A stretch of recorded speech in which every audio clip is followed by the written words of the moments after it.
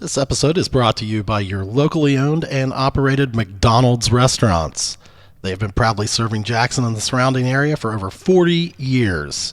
Thank you to all of the communities that have supported us throughout the years. We truly appreciate your business. Get in there and try one of those apple fritters, man, and the other baked goods. The Mun's got it going on. Hey guys, huge thanks out there to Geiger Brothers Construction, professional engineering and commercial construction. Hey, give these guys a call, 740-286-0800. Hey, you'll be glad you did. This episode is also brought to you by Gillum Insurance, specializing in life, farm, auto, home, and commercial insurance. Give them a call at 740-395-0357 for a quote today. If you want to get treated right, save a little money, and make sure your stuff is covered properly, Gillum Insurance is Chubby Bartender endorsed. Big thanks to AP Prep. Hey, if you want to earn the day, get your ass over to AP Prep. You can find them on the internet at apprep.info. Earn the day. So, Jennifer Blake, welcome on to the show. Thank you. Cheers, guys. Cheers. Cheers. So, Bo is filling in for Mr. Reynolds, who is taking care of some duties. He had to take Helena to college. No. So he's one more step towards the empty nest. You know, he's got a little while. He's got a 8-year-old and a 10-year-old, maybe 8, 9, somewhere around there. How old are your kids? 9 and 11. 9 Two boys. 2 boys. So you're right there, yeah. Chad graduated with my wife, and me and her been empty nesters for about 8 years now. So Yeah. he's got an 8-year-old. Yeah. I'm right there with him. Me and him are the same age on the one. Yeah. So you have Salt Creek Kayak Adventures, which is one of my favorite places in Southern Ohio to go. You and I have been there together. I think in my opinion it's just one of the most it's one of the best attractions Southern Ohio has to offer. Like It's beautiful. It's absolutely beautiful. It is a beautiful just all the scenery, the way that you run it is good. The entrance and the exit out of Salt Creek is really friendly for people. Now, I think it was you. Didn't you upset it at the dam one time? Hey, always living in the past, ain't you? Oh, the dam gets a lot of people. Yeah. Well, I was being cocky. I raised my Yeah. paddle up above my head and, flipped over. We had probably 25 people with us that day. I had a big crowd. We had a big crowd. I think it took you 2 buses to come get us. Oh, yeah. Yeah. How long have you had it? Started in 2015. 2000. Yep. What made you start it? I was living in that little brown house, and I wanted to find a way that I could still be around my kids. I was going through a divorce. How old were the And- kids at that time? So 5 or 4 and 3 and 4. They were pretty small. Yeah. Yeah, and so I was like, oh no, how am I going to pay the bills here, and still watch my kids every day? And so I was like, I live on the creek. We had 6 kayaks, like with the family. My dad had what we called a petavan. It was like a big cargo van with no windows at all, like not even in the back. And he put some old seats in it and welded it, and it was pretty creepy looking. But when people would get in, I'd be like, hey, put your blindfolds on and get in the back. Yeah. And we just had a flatbed trailer, and we would fight with ratchet straps, to try to. It is. You do go through a lot of work to get. Yeah. Especially when a group of 10 or 15 hits you. I've seen you. I mean, yeah. you're She's hucking and got bucking. it down to a You science. do, now. yeah. You don't even sweat it now. It's been yeah. fun to watch. Well, it just about every year, like by the end of that year, like more people started coming. We started getting more kayaks, and then by the end of that summer, we got a van that had windows. Yeah. And it was like getting color TV. We're like, we got windows, and we got a trailer that was more made to hold kayaks. Yeah. And then one year, Chad Walters, he came with a big horse trailer, and he just opened the door, pulled all these boats out. When they were done, they put the boats in, shut the door, and I was like, that's what I need. So I had a guy make me this big giant cage, Yeah. so I can just throw the boats in and shut the door. Quit Yeah. fighting with bungee straps and trying to climb to the top, and Yeah. it's been a learning curve. How did you figure out? I was always curious about this. How did you figure out like your? I know that your route is kind of self-explanatory, but how did you figure out how you were going to do that and go about? Hey, I'm going to make these because you have like 2 or 3 different not destinations, but trips. Yep. So we have a couple of different lengths depending on how long people want to float. Some people go on the short one and still make it last. Depends on the all water. day long. Yeah. And so I had the benefit of, I mean, I lived there my whole life. You know, I grew up, and my dad even grew up just 3 doors down from there. My dad lived on the other side of the creek even when I started this. And, you know, he was kind of like the real life Jeremiah Johnson. You know, just always told like me that. hunting, fishing, trapping. You got an uncle that's in Alaska, don't you? No, they just go all the time. They just go all the time. Yep. Okay. I thought weren't you going to go on a hunt or go see him there or something? Didn't you do something? I don't know. I'm all over the place. Oh yeah, you're all over the place. I did finally go to Alaska for the first time in September, and we were already planning the next trip before we left. Yeah. I went there 2 summers ago and it was unbelievable. You been there? Nope, Nope. Huh. not yet. So, I mean, you know, what I think is crazy, and I've always, you know, felt bad at, you know, at certain times of the year. There's certain times of the year you just get wiped out for 2 reasons: no rain and rain.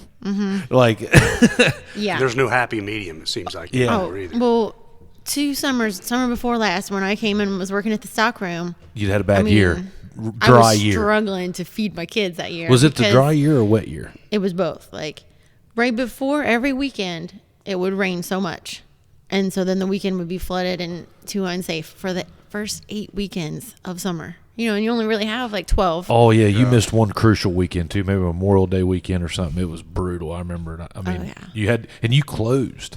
Like you said, see, I would have thought you'd have went the other way and said, okay, risk takers only, boys. Let's go. Would you go? Would you do it? I don't know. I mean, like if you go by there right now and see the water coming across through there right now, or at least it was the other day when I went up to Chillicothe.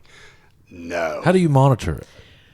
I know the levels of the dam, so I kind of look at that and I watch the speed, and I know so many people, you know, like drinking and stuff, like they'll barely even make it back when the water's good. Yeah. So I'm yeah. like, oh, if the water's up a little bit more, they're going to be losing my boats, and, you know. How many of you had to go drowning. down to the Scioto and get? This past year was the worst. We were so Really? busy this year because everything else was closed. Yeah. I didn't know if I was even allowed to open or not, but I was like, it's Richmonddale. We do what we want. So I was like, I would tell the people in the van, I'm like, I don't even know if we're supposed to be doing this, but we're all in this together now. So. Yeah. And so I probably had about 15 people Throughout the end up summer. in Waverly. Wow. Because if you a mile past the takeout is the Scioto River. Right. So they Is they that would, what it is? 1 mile? Yeah. And most of them, you know, they thought they were being responsible and left their cell phones in the car. So there was no way to reach them. They would split up with their parties, and just most of them were from Columbus. Yeah. Why don't you put down if you put up a sign, you'd probably lose it, wouldn't you? To a flood. Funny that you say that because after so many people did, I made an 8x4 like big giant plywood sheet, and I painted it red. Yeah. And I put it right down there. Would on you the beach. exit or? And it said, "You shall not pass." Yeah. I remember that. Yeah. But like 3 days ago, when the water just come up, Took it with it. I'm sitting there doing the dishes, washing out the window. I was like, "What is that floating down the creek?" Oh, that's my sign. There's your side. That's what you'd have to you fight with there. I walked out Oh, on the yeah. deck and I just videoed it. I'm like, bye. Yeah. Man, I tell you, I think everything about that place is awesome. I've been going there since I started. I mean, probably then, 2015, 16. I'm good for 1 or 2 trips a year. I'm not every weekend. You go a bunch. Yeah, we go quite a bit. Yeah. Yeah. You're busy. You're into a lot of stuff. Yeah. Too much. Too much. But we went, I think I took, was it me and you and Eddie and Susan went? Was it this summer or was that last summer? I think it was this summer. Yeah, I think it was this summer. Yeah. I think it was. Yeah, because Eddie, he didn't want to get in the water. He Yeah. didn't like that dirty water. I didn't like the dirty water. Yeah. And Yeah. like he was standing in the water after we pulled the kayaks up on the bank and Yeah. still had his life jacket on. So, Yeah, he wore his life jacket Yeah, the whole I time. mean, He the whole can't time. I do swim. remember yeah, that. shirt off, Yeah. life jacket on. Yeah, Yeah. because he was talking to you. He's like, "Who's that Pudge?" And I was like, "She's badlier than you, dude. Shut up." I was like, "Don't even think about it." Yeah. So I mean, man, I think that's what sucks. That's the only downfall with that whole business is the elements you cannot control because yeah. you've got the people. I mean, you've got it all, man. Yeah, this past year, I mean, I had people coming from Indiana, and I'd always ask, like, hey, where are you from? And people would say, like, Indiana. I'm like, what? I mean, people were coming from West Virginia and Kentucky all the time. Yeah. And they're like, yeah, we just Googled, stuff to do on a road trip. So they'd come here, kayak, and then maybe head over to, like, Jackie O's or something in Yeah. Athens. And I'm like, dang, I'm putting Richmonddale on the map. There you go. Oh yeah, man, you're right on Yeah. 35. You need a big old sign right there on 35. I know. I can't find anybody to build me a billboard. because I've got land. You know, that 5 acres goes all the way to the highway. Uh-huh. I don't know how to I know a guy does do that. stuff like that. Don Yeager. Yep. Don Yeager does that. I can get his number. I'll send it to you. That'd be awesome. Yeah, he can do that. He's done that for years. Put hasn't the he? I think stock room so, up yeah. there too. There you go. That'll work. That'll work. We got all kinds of. Well, how much room do you have? Yeah. I got all kinds. How big of a billboard are you building? Yeah, because Well, I'll put all kinds of it's stuff on it. Richmonddale. We do what we want. You know that big sign that's out there by Main Street, and I have a big canoe on top. Oh, yeah, yeah. I didn't ask anybody. I You- was just like, I'm putting a little mini billboard up. Yeah. Well, what can I say to you? Yeah. Have you ever put a GoPro on the bridge and watched people at the dam or anything? No, but I did have a guy one time with a drone, and I need to get some of that footage. I had a drone there whenever we did the Jeep thing. Remember that? That Were was you on that Jeep ride? No, I wasn't on that one. God, would we have that year? 150 Jeeps in your field. It was completely filled up. It was wild. I had Charlie Mannering down there. I took my gooseneck trailer and put it down there, and Charlie, we put a tent over it, and he played music to the whole valley. He had Oh. a stage. It- Made him a stage. down Yeah, there. maybe it was cool, wasn't it? That was it, cool. it was really cool. I want to do it again. Every year I kind of change the route, kind of into the state that I'm going to. We'll definitely come back because that's made for that. Yeah, this year we actually had a party down on the beach. Like, Did you? We Oh. had people actually. We never done. We were scared. We'll see if they can get back out. We had people drive trucks down, and we had a DJ come out of Columbus, and I mean he had a light show and just Down by the bridge? Down? Ah. yeah. I had What like was that for? Oh shoot. For Kids Day. We were just trying to do something for the kids because like all the pools were closed. Yeah. You know, like all the festivals and fairs were closed. There's so it was usually like, a handful of kids, usually yours down there swimming in the creek. oh yeah, You know? almost every day this year. As soon as we get done, we're like jumping in the creek Mm-hmm. because we're hot. Yeah. Because I remember Eddie lost his over the dam, and I had to go get it. And those boys helped me. They were in the big. Oh yeah, there's a bunch of town kids that hang out down there. Well, it's got to be great for them. Mm-hmm. You know, I mean, they'll tell stories about that when they're our age. You know, you guys remember Salt Creek Adventures? You know, all them guys flipping on the dam, beer cans just floating by us, full ones even. Full ones even. Yeah. Oh yeah. It's always an awkward moment depending on who you have to ride up the road with. You're like, you know, usually they'll stick a bunch of sinners in there with a big Christian group or something, and you're like, okay, when are we going to break this off? Yeah. You know. Yeah, I've had to watch what I say a few times. I'm like, you guys ain't got any beer? And they're like, we're a church youth group. I was like, Yeah. So I'm going to say no then. You don't have any beer. Well, that's what I'm saying. Usually I'm paddling off somewhere to pray. Yeah. You know, Yeah, that's right. I can't Yeah. believe those people Yeah. do that. You know, Yeah. So you know, so it's going real well. So you're on year 5, and you said this year you're expanding. yeah, so we did so good this year that we were able to purchase a property up by the short drop off. So I don't know if you've ever noticed, right after the short drop off, if you look way up the hill, there's like a little shack kind of cabin thing. And so I was wanting to invest in like something around Hocking Hills or something, getting like an Airbnb. And I drive by that place every day, and I was like, I don't even know what it looks like. I don't know who owns it. So I, did the search and found out he goes to my grandpa's church, and I just text my grandpa. I'm like, hey, see if he wants to sell it. And he's like, matter of fact, I do. He's like, I'm 87 and I'm tired of taking care of stuff. So you ended up with that. So you just have the one. How can the people find it? So it's going to be called Salt Creek Cabins. Okay, Salt Creek Cabins. Yep. Are you gonna have a website? Because you don't have a website now, do you? It's more of a call. Yeah, it's more just like Facebook and Yeah. They'll message you directly. Yeah. yeah. So it'll be on the Is that Airbnb hard to manage? site. Which one? All that. Yeah, Yeah. yeah. Yeah, because I've been there before on the weekends, and it's like, shit, man. Well, this was the worst. I'd never had to take reservations before. Just never was that So busy. you're saying COVID? Because of COVID, yeah. Yeah. Because there was nothing else to do, and people were getting outside. This year, you couldn't even buy a kayak. I bought a lot of stock in Newell Brands, which like controls Coleman tents and a lot of outdoor gear. It went really good. Oh yeah. I mean, Yeah. companies that made frisbees and like outdoor Yeah. toys, like they couldn't even make the stuff fast enough. Nope. Yeah. I needed more kayaks. If I would have had 100 more kayaks, they still would have been rented. I mean, Really? like the first weekend it happened, I was standing around, and I mean, there was probably 100 people, and I'm like, I got 60 boats, and I was like, I don't even know how to say like who was here first. Yeah. And I was like, oh man. And so I had to learn how to make take reservations because I'm always on the road. Like I'm either down there, my hands are wet, or in the sand and unloading boats or driving. So answering calls, I'm like, yeah, I'll remember it when I get back. Well, a lot of times you're gone. Like you'll be able to shoot. Used to be. Used to be. That got screwed up this year. Oh, okay. Okay. So you were here biggest part of the year. Yeah. That probably worked out good. You were more. Yeah. You know. And then just because kayaking was actually doing so good, I was like, I'm just going to be grounded, you know? Yeah. So how did you handle that? Like if you got X amount of boats, right? Mm-hmm. And then you get X amount of reservations. You don't know when those people are coming back for like another group, right? That makes it tough. So Yeah. for the most part, I mean, so they would make the reservation for the morning. And I figure like the people who go in the morning usually don't Depends on stay what trip all they day take, long. yeah. They like to get out there before it gets too hot. Right.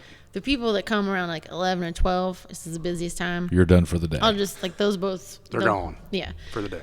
And sometimes I would even just take a chance. You know, all the boats are rented, and I'd be like, well, you know what? 20 boats are going out at 9 a.m. I'll start telling people, like, yeah, we'll have boats again at 3 p.m. And it always worked out. Ah. Or I would just tell everybody, you know, hey, we're already booked up. If you don't have your own kayak, I'm sorry. Yeah, you told us that. Yeah. Yeah, you said if you have your own boats, come on. See, like when you go down there with Pudge, I don't even know why he takes a paddle, because you never seen paddle. He has got his legs like over the kayak, and he's all kicked back and all, Drifter. Yeah, drifting. Just That's what he does. Drifter, that's He- what they call me. Yeah. They call me old Pudge the And Drifter. every once in a while, you'll see him drift toward the bank, right, just to get up to dump the water out of his kayak and get right back in it. So I'm he there is for in leisure. no hurry. I'm there for leisure. That's right. You know, if I wanted to go fast, I'd buy a fast boat.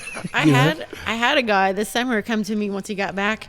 I mean, and the whole front of him was red. The whole back of him was white, you know, and from the sun. And he had just been asleep the Redhead? whole time. Redhead. I don't think He can take it. Then. he had left all his friends. Yeah.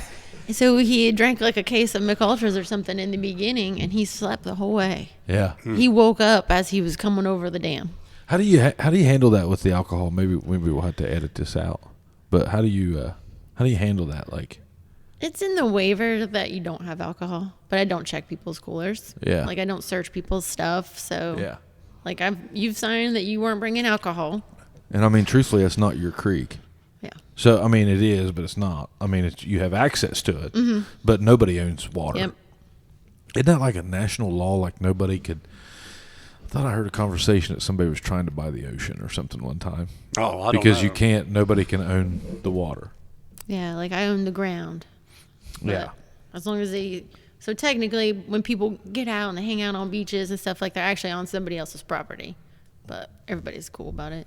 Yeah, just like to say duck hunting the Ohio River. Like if you've got a West Virginia license, or you've got an Ohio grandfather. license, that's right. It doesn't matter because it's a waterway. So one state allows the other state to, you know, they both have the run of the river, and they can Yeah. both hunt off the same license. You know, like a West Virginia license or Ohio license. So, yeah.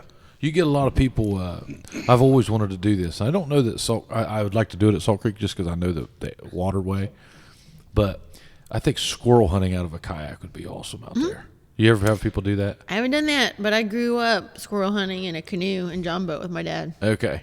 So he would be doing the boat. So I think it might be harder in a kayak because you don't have somebody controlling the boat for you. Yeah. But, And duck hunting would be damn near impossible with that, wouldn't it? Yeah, I mean, especially out of a kayak. I don't, Yeah. you know, you got waders on or something. You don't want to get wet, obviously, you know, because you're duck hunting and it's probably Yeah. cold weather anyway. Yeah. But You ever so- deer hunt out of one out there? Have you? yeah, so my dad and I, before we even had the kayak and stuff, like we put a canoe in because he always lived on the other side. So we put a canoe in and went down the Scioto River, you know, and we weren't supposed to get out, but we would jump out and Yeah. in farmers' fields and shoot some deer, Yeah. and then hurry up and get out of there. yeah, we used to duck hunt like the Scioto River. We'd get down to Waverly and go all the way down to like 32 and what is it, 104 or something? Yeah. On the back. 23, maybe. Yeah. Well, 32 comes across 23, right? Yeah. Piketon is like 104 or Yeah, something. yeah, comes yeah, in the back. Yeah, we'd float down to there and duck hunt out of the boat. That You way. floated all the way to, how far did you float out there one day? You told me. I haven't gone that far. My uncle Yeah, put your in there. uncle. He's gone to Portsmouth. Yeah. Yeah. How far a trip was that? Was that an overnighter? Yeah, he did a couple of days out of it. Huh. Camped overnight. Have you just not tried to get into like doing those, or you just don't want to? I've tried to make a few events of it, you know, like that we would camp at like the train bridge, you know, and I needed reservations so I know how much like food to bring and cook for everybody, but people just waited too long. So back in those days, I'd be like, well, nobody reserved like a week ahead of time, so I'm gonna go shoot a match. Yeah. Yeah. Yeah, you were big in that shooting match stuff. We'll talk about that here in a little bit. But so that goes back to the other thing. So you've got, here's something I've always thought was pretty cool about you. You've got this huge social media following. I mean, you're probably somebody that I personally know. You're probably you're probably the top 5 of people that I know personally. I mean, you got 90,000 on Instagram. I mean, think 90,000. So how do you go about getting your business like Salt Creek Kayak Adventures? How do you go about, because I have noticed you tie them in a little bit, but not a lot. You know what I mean? Yeah. Like you're more like that's Jen the Gun Girl on Instagram, but Salt Creek is kind of its own thing. Like you don't. So how do you go about marketing like for that event now? Because you've obviously done it pretty well. Well, I've slacked a little on the Salt Creek Instagram page, but on their Facebook page, I just do like a local ad. And I put that it reaches people from like this age to this age, interested in outdoor stuff, and people within 50 miles every direction. Okay. And that's really helped it. It's around like 10,000 or so. Is what you'll reach on that? Mm-hmm. How many do you have a goal like you try to get up to in followers on those pages? I usually just push it pretty much right before the season starts, but I actually pay for that. But it gets people on there, and I really think that that's how so many people have found me. Yeah. For sure. I think it could just keep getting bigger and bigger and bigger. I agree. I mean, I've never heard of any complaint. I mean, people complain about the water level or something, but that's shit you can't help. No. I mean, that's how did you get 90,000 followers on Instagram? Well, it's how Being like girl Jen. Well, being a girl with guns automatically gets likes, and then just getting to know some of the people, flexing with like Lou Ferrigno at a show, and tagging him. Yeah, and like Jesse James, made me some guns, and it was a surprise, and he's posting that on his page, like, hey, we're making a surprise for like the coolest girl in 3-gun, and it's like, oh geez, so he's got tons of followers. Yeah, that's pretty cool. That's pretty cool. Yeah. So tell us about this gun business. So I know that you shoot a lot. You're competitive. What's the title? What is it? So my main discipline, there's all kinds of different shooting sports, but I do 3-gun, where you shoot with a pistol, rifle, and a shotgun. So usually like your pistol's on your hip, your rifle is an AR-15, and then like a 12 gauge semi-auto, and you run around and shoot like in an obstacle course. And then so there's usually about 8 of them. What's this? 3-gun. It's called 3-gun. It's called 3-gun. You ever hear of it? Because you use 3-gun. I've heard of it, yeah. You've heard of 3-gun? Yeah, and just to kind of clarify, the AR does not stand for assault rifle. Mm-mm. Okay. What is So it was invented by Armalite rifle. So the AR was just short for Armalite rifle. Oh, but somebody didn't think that through. Well, yeah, back then. That or they did. Yeah, back then they didn't have that issue, I don't think. So I'm sure you're concealed carry. You teach the classes. yes. Yeah. Yeah, so I've taught concealed carry for years. Just always grew up hunting and shooting. Yeah. And then once I started selling real estate, really got into like pistols, because I was having to go to empty houses by myself all the time. And you had a few people that were kind of creepy. Nothing bad ever happened, but I mean, a few guys would be like, so, do you got any weapons? Do you have any way to protect yourself? I'm like, oh, I'm going to have to fight this guy. And then, got out of it. But so started carrying. I don't think I'd jump on you just for shits and giggles, Jim. Like, I've seen you lift. Like, I don't think I'd do that just because. She'd probably whip us, Bo. oh, no doubt. Yeah. I know she's in better shape. Yeah, I quit Will. fighting like 35 years ago. Yeah, you know what I find? Yeah. Only when killed. That's right. That's it. I'm like Chad. The only time he runs, only when chased. I fight when threatened to be killed. Yep. So you do the 3-gun. So like, I've noticed. I mean, you'll travel out to California. You'll go everywhere. Is that part of the Alaska thing? Nope, Alaska was just a lifelong thing. My dad was obsessed with Alaska, and he would go there for like months at a time and just hang out with Eskimos, and went to Anchorage, and then we drove down to Seward. Oh, I did that same thing, man. Only I flew into Fairbanks. You got to do it, man. I can't. I want to. My brother Brad, he did it as well. Oh, man. He said it's the most beautiful thing he's ever seen. Man, So, I flew into Fairbanks and went to the North Pole. My brother-in-law was in the Air Force, and he was stationed in the North Pole. So it's like going from like here to Richmonddale from Fairbanks. So like I flew into Fairbanks, then drove to North Pole, 20-minute drive, and then I stayed a night with him.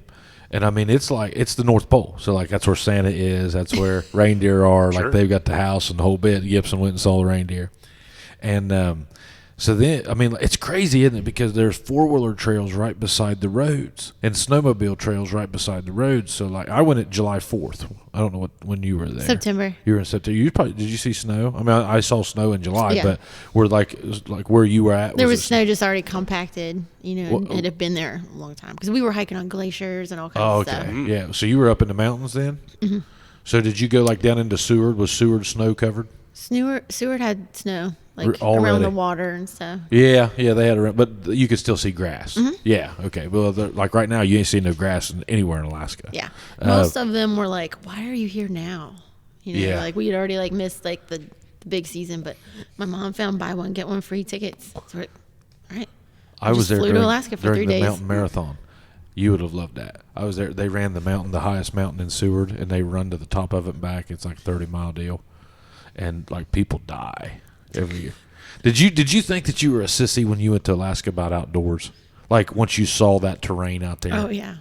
It's Yeah. intimidating as hell. Like, I think I'm, your local redneck down here, going out, hiking Appalachia. I'm telling you, you go to Alaska, it's intimidating. I can't think of what the name of that show is, but it's one of them shows where then people like live out remotely. Oh yeah. There's one, Life Life Below Above Zero. Zero. Yeah, or Life Below above- Zero. Yeah, that might be the one I'm thinking. I was about. really close to that. I went to the Chena Hot Springs from the North Pole. So we flew into Fairbanks, drove to North Pole, then we stayed the night there, then I drove all the way to Seward. So Fairbanks is northeast Alaska, Seward's down on the ocean. So we drove the entire length of the state almost, and did it in like 10 days, and then drove back. So we drove down, went to Anchorage, stayed 3 days in Anchorage. Would go to we went to Seward one day. I went to Port. I can't think of what it was called. Some port. Dude, everywhere you look is beautiful, isn't it? It's just, I mean, whenever I say beautiful, I mean like breathtaking beautiful. Like every single where you look. Now, once you got up north of the North Pole, it looked like a clear cut everywhere. Like there wasn't really many big hardwoods. We went to the Chena Hot Springs, which is like, where that, what was that movie with the guy that went and lived in the bus and died? Ooh, yeah. It was just on Netflix. Yeah, they just took that bus away. Yeah, they just took that bus away. I was like probably 75 miles from where he was at one time. I was 100 miles south of the Arctic Circle because we were going to drive to the Arctic Circle, and I asked one of the locals, I was like, where am I? And they go, well, and I said, where's the Arctic Circle? They said, it's about a 2.5 hour drive from here, somewhere in there. And I said, okay. I said, is it cool? And they're like, there's a sign. It's like coming into Jackson. Yeah, Welcome to Jackson. Yeah, he's like, you can drive up here and get your picture by the sign. I was like, yeah. I asked my wife, it's we'd not been that on the cold road then, for 10 right? days. Yeah. I was like, we was getting ready to fly out next day or so. Have you been to Four Corners? It's kind of the same thing. Where like Utah, Colorado, all Right. 4 corners, and you can stand on the spot and be like in 4 states at one time. It's kind of the same thing. Is it? The Indians own it, and they built these walls so you can't see it, and you drive way out into nowhere, pay to get in, and then stand in line. It was 117 degrees, and we stood in line for like an hour just to get on that spot and take a your selfie. picture. Yeah. Well, that's how you got 90,000 Instagram followers. Because you're willing to beat to eat, Jen. Don't think she's not working for those followers, folks. Do it for the gram. Yeah, do it for the gram. So what did you do in Seward? Did you fish? You went hiking? We went on a 3-hour tour that was supposed to go out into the ocean. So we just kind of went around the bay because it got such a choppy level. They said people were going to start getting sick. And they're walking around and checking on you, and I thought it was fun. Yeah. They were bouncing on the sea, I'd but puked. so yeah, they encourage you to drink. They said the alcohol helps. Yeah, And they get have a you bar. back to shore. They have a bar on there. So. Yeah, it helps make that a short trip for the captain. That's what that does.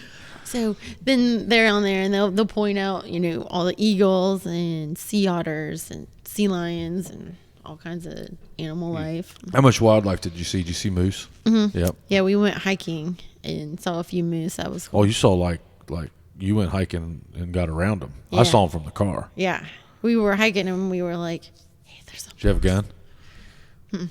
We just took carry-ons."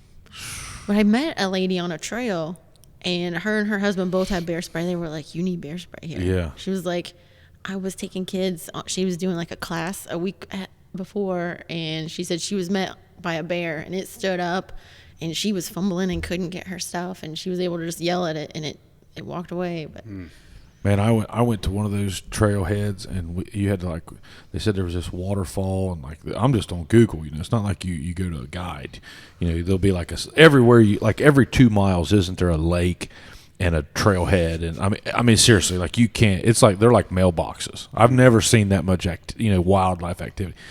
So we're like, okay, so we look at this place, we go to a gas station, get Wi-Fi, because once you leave civilization, it's over. So we look it up, and it's like a 3 or 4 mile hike in, and you get to see this beautiful waterfall. So we're going in, and we go all the way in, and all of a sudden this like 70-year-old couple passes us carrying a canoe, and I look down at this water, and it's like Mach 6, you know, like this water's just, I mean, roaring out of this valley, you know, and like, so you go down and you had to trolley yourself across by hand. We get over on the other side, and there's like 300 people, like, and we didn't see anybody the whole time down this trail. Well, like, all these trailheads met, and there was this big overlook and all this stuff. And I asked those people, I said, are you going down in that water? And they said, yeah. And I said, where will you end up? And they said, the ocean. And I said, how long will that take you? And we were about 38 miles from the ocean in Seward. We were right north of Seward. And I said, how long will it take you? And they said, about 45 minutes. Think about that. wow. I mean, and they were 70. I told Mindy, I said, Jesus. I was like, I don't know what water they're drinking in Alaska. So I said, we stopped and start getting local water out of. Did you go to spring on the highway on the way to Seward from Anchorage? Did you see that spring coming out of the mountain, the glacier water? I don't think so. There's a big spring that comes right out on the highway, and everybody will be pulled over getting water out of it. And we did that. I think we talked about that. It was the most delicious water I ever had. I mean, maybe it was just for the picture, but I drank out of a creek. did you drink Like out of a where, creek? like it was like there's the glacier, and it was melting, and it looked very refreshing. Some of the glacier water was like gray. Like shale. Yeah, I was like, okay, we can't drink that. And there's no fish in that. Do you know But that? well, I figured probably because it's coming Yeah. from a piece of ice. But Yeah. Whenever we went on that little cruise that we did, they were telling us all about it, like in that shale gray water. Like, you can't see, like, you couldn't see your hand underneath it, could you? Like, it's not clear at all. Like, looks just nasty. No wildlife in that. No fish. The one thing I didn't see there was a bear. I didn't see any we bear. didn't either. Nothing. Did you see like a bull moose? All I saw was does, or whatever they call them. What do they call those? Cows. Cows. Yeah, but they're huge, aren't Yeah, they? we saw one with huge antlers, and he was just running along a fence. People were just chasing him. I'm like, People were. yeah, like just trying to get closer for pictures. Oh. They just kind of chasing him off. I mean, they're lucky because it was close to rut season. Oh yeah. So Now there's moose somewhat close to here, right? Maine Maine. and Michigan. I think Upper Yeah. Peninsula Yeah, I has mean, a bunch of maybe, moose. yeah. You could drive and see a moose from here. Yeah. I mean, Kentucky's got elk. Does West Virginia have elk? Not that I know of. I'd like I to don't hit know. an elk. Yeah, so when I was in New Brunswick bear hunting up there a few years, that's what they was talking about the moose, because they're so black, and you got to really watch after dark because a moose's belly is about the height of your windshield in the cab. Yeah. So when you hit one, your front end of your car goes underneath it, and you're catching the whole catches side. you. Yeah, yeah. So it's Oh, they're huge, dude. like when you hit one like that. Yeah. I mean, you're in bad shape. Yeah, it ain't like you just see, like, people see a deer here and they're like, Yeah. oh, that's not. You see a moose. Yeah. That gentleman's tall. And their eyes don't reflect like a deer does. Oh, they don't. Yeah, so I mean, you can go right underneath this thing and hit it and not ever know it was there. So wow. that's what they was telling me up there. I didn't even see any dead ones up there, which is odd because now there's so much country. I mean, you just look, and I mean, you don't see anything. It's not like I think Ohio's choppy. You think Ohio's choppy? Like, you've got some pockets of big ground, but nothing like that. You don't have Right. like thousands of acres. You might have 1,000, of untouched country, but nothing major. Yeah, you walk one direction very far and you'll come out on the road Yeah, somewhere. yeah. People say that they're lost in Ohio. I have to challenge their, Yeah. I mean, That's right. you pretty well could hit a road about within a day's walk. Oh, easy. From anywhere. I mean, anything that's going to be even real big here is a national forest, or, like the Wayne True. National Forest. Or Experimental Hocking Hills. forest is Yeah, it's- what, 25, I 26,000. don't know. I think It's pretty big. Yeah. yeah, Cooper Hollow is 6,000. What do you guys have? You guys have Scioto? I don't know how many. It's not that big. Yeah, Shawnee's probably big. Shawnee's big. I bet it's huge. I'd say it's Honestly, got never 100,000. stepped foot down there. Really? Dad Yeah. and them ride horses down there a good bit. I think Tar Hollow is probably decent. Tar Hall's decent. Is that where you guys go? Is that your public land that you guys mess with over there in Ross County? No, we actually did some public hunting in Cooper's Hollow Did this past year. I did too. I didn't know about it before. That's where I live. I live out by there. Yeah. Very pretty. Yeah, it's kind of desolate country out there. Yeah, I took the wrong way one day, just picking Derek up because he was done hunting, and I went through Oak Hill. Yeah, so like I went not the easiest way. Isn't that crazy? Like they live up right up the road, and she don't even know where it is. Of course, I'd get out there in Richmondale and not have a clue where it is. Man, I think right behind Salt Creek Adventures, like right down the road. Man, that big old holler there on 327. I think that is just as. I mean, it's not as pretty as Alaska, but it's as pretty as anything in Tennessee. Right. I mean, that's some beautiful country out there. I've said, man, and you're starting to see like those ATVs and Jeep trails and stuff. You're starting to see this area kind of between the Hocking Hills, like it's all kind of circling, don't you think? Like you got your Hocking Hills region, then down here you've got your Allensville Jeep country. You got it covered in Ross with the Salt Creek Adventures, and there's some other places around the country. There was a committee getting put together in Ross County trying to just, do horseback trails and hiking trails, dirt bike trails. And they wanted me to like be in charge of waterways. I'm like, I know Salt Creek. Yeah. You know. That's all you need, I think. Do you have a lot of people come fish? Do you? I fished it with you, I think, or I took a pole maybe. I don't know. One of us did. Yeah. I keep a fishing pole actually in the van. Yeah, just for myself. Like sometimes I'll be dropping people off right there in the Francis Lane drop off, and I'm like, I can see them, and I'll sit there and catch like 6 little like bluegills and a striped bass or something. Jen's a redneck. Yeah. So go back to the 3 guns. So why do you travel the entire United States all the time for that? Well, Competitions? I started out, just I always wanted to do it. I didn't know anybody else that did it. I didn't really know how to get into it. And then I ended up going to a women's wilderness escape as a pistol instructor for the NRA in New Mexico. And my cabin mate was getting ready to put on the first ever ladies only major match. So a major match has to have like 100, 200 people. And it was going to be in Atlanta. And so she's, kind of giving me some advice about it. She's like, we've got loaner guns. So I flew to Atlanta. And this was the first month I was living in the Brown House. I hadn't even started the kayaking business yet. And, was broke, because I just moved out on my own. And I'm like, what am I doing? I flew to Atlanta with just a pistol, borrowed the rifle and shotgun, and just did it. And half the time I'm like laughing at mistakes I'm making. Like, oh, why am I over here? I'm supposed to be over here. And, and just after it was over, I was like, oh my God, that was so awesome. I have to do that again. I came home and, every 2 weeks, just my paycheck would go towards, getting the caddies that hold your shotgun shells and mag pouches and, put an AR on layaway at Walmart, which you can't do that anymore. But Assault rifle.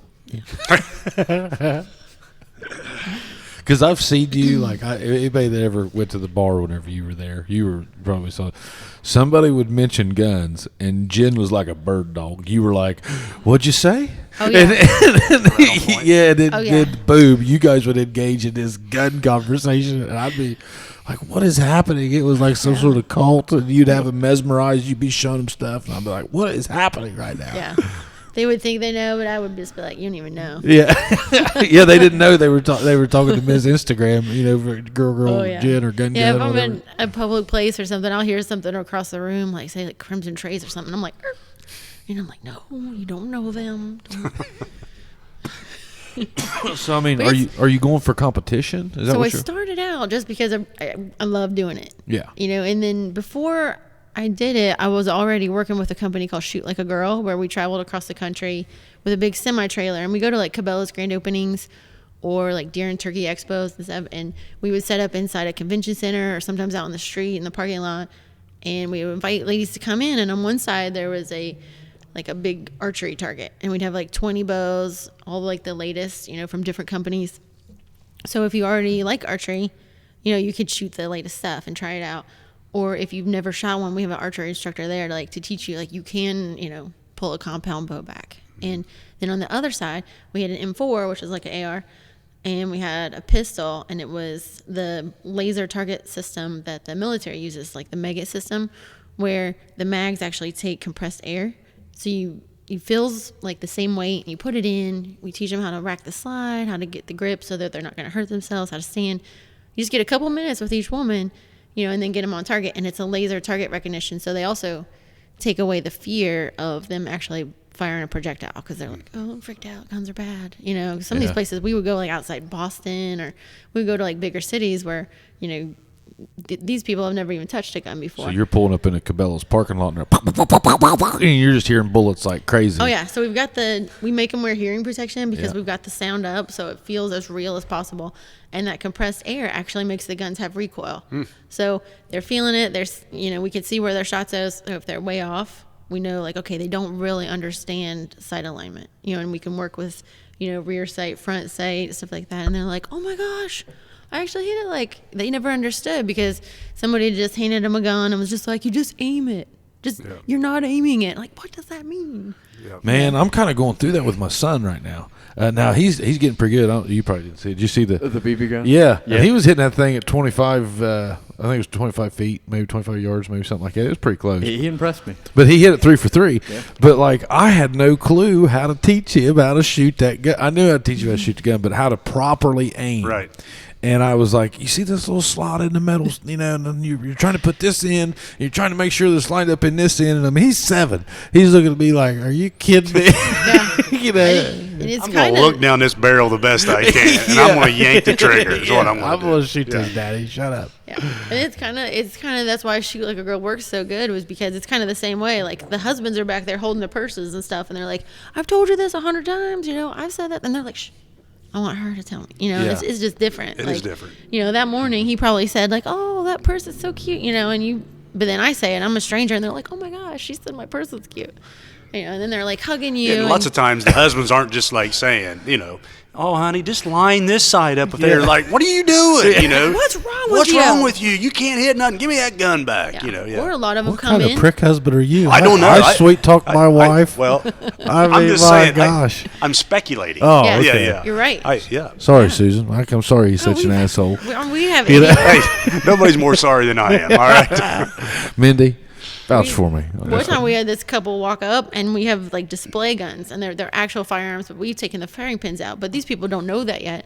They're firing pins, and they're hooked onto a cable so people can look at them outside of the trailer and see, some of the models. And then some of them have lasers. And one guy, like, he just pulled it out and he shined the laser like right on his wife's forehead, and we're like, what? Like that is a real gun. Yeah. I guess, we can have this conversation. That's what scares the shit out of me about, like, I mean, man, I hunt, or grew up that way. I grew up around a lot of firearms, and not that my family was like gun fanatics. I know yours weren't either. Yeah. But I was taught at a very early age about gun respect. The hunter safety course, I think, was the best thing that happened to me, because like they'd show you people getting killed in the woods over stuff. But like then I would see, then this whole concealed carry thing came out. Okay. And, I saw a lot of people getting guns that I didn't think really needed them. This year's kind of been the worst for that. Yeah. What do you do about that in your classes? So that's always What are been your happening classes for called? a while. What do you call that school? It's concealed carry. Ohio, everybody calls it CCW. But do you have your own But business it's- with it? Like, I have a page, Ohio Shooting, but I mean, most people just contact me as Jennifer Blake, and so that's always has been happening for a long time. I remember when I had to take the class, I was like, oh, I shouldn't have to take a class, because it's the Constitution, and and so when I finally did take it and I started teaching, and now so long I've been doing it, I'm like, thank God that these people had to take a class, because the NRA believes that if you feel like you don't know how to do it right, then it's your responsibility to seek training. But these people wouldn't. You can't leave it up to them to do, because if they did, most of the people that come, if they didn't have to take a class, they wouldn't. They would just buy the guns and carry them. wouldn't that be so dangerous? It is. I've had 3 different times people accidentally fired the gun in a class. Luckily, it was always, in a safe direction or like towards the ground, but it's still freaky. My God. I could probably count on one hand how many times I've seen that hunting over the years. I've seen it maybe 2-3 times. There Yeah. was in Ohio just gun season last month. A father killed his son, and they were both adults. Had been hunting together for 20 years. Shot Wow. right at sundown. Said that he couldn't see. He thought it was his son. His son had already like taken his orange off, or he wasn't wearing it at all. And I don't Thought it mind was the a orange deer. during gun season. I think orange is a big thing, man. And you can see that orange coming from for forever away. Sure. Now I'm guilty. Once I get in the woods and I get settled in, I'll take it off. But if I take a Scares step, me. Scares me to take it off. even in a Yeah. tree. Yeah, I mean, and that's part of the reason why I stopped gun hunting. I mean, I don't have nothing against gun hunters or anything Yeah. like that, but there was a time like we used to I've gun hunted drive with you. deer and Yeah. all that stuff, I've you gun know, hunted and with you'd hear somebody shoot and you go see what they were shooting at. You know, Yeah. the thought of bullets never scared you. But now when I hear one whiz over my head, I'm like digging a hole, you know, Yeah. even trying on- to find more orange to put on so yeah, people know even I'm on there. my own property where there shouldn't be anybody around, I That's still right. do it because Yeah. people do trespass and hunt other That's people's right. stuff. So Yeah. So do you ever like coach somebody up and say, "Hey, I don't think you really are ready for this." yeah.